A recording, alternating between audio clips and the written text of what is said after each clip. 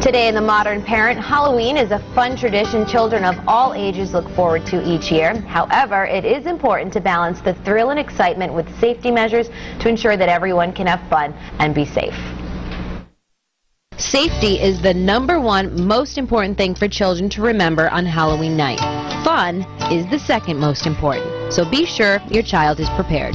Start picking up some children's books from the library, and you can just read different fun Halloween stories, but also stories with the message of Halloween safety, how to be safe on Halloween night. That's for if you have some smaller children. When dressing your child in a costume for Halloween, there are also many safety factors to consider. If it's a dark costume, is it balanced out with some brighter colors? And if it's not, you may want to add some pieces of reflective material. But also, make sure that the costume is an appropriate fit for your child. You want to make sure that there are no loose items on the costume that they could trip on or that they could actually harm somebody else with if they're walking in a crowd of people. As with all rule setting, remember that rules should be simple, clear, and easy to understand. Rules are always more effective if you involve your child in the process. Here's an idea. At dinner time each night, make a Halloween rule.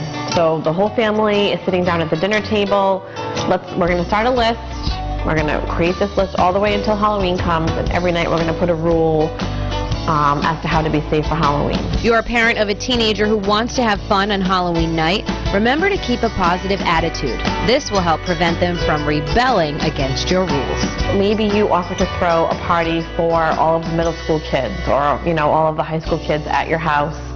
And you work with your child, and your child sets some boundaries and you set some boundaries, and that way there you know they're all at your home, they're having fun, and they're safe.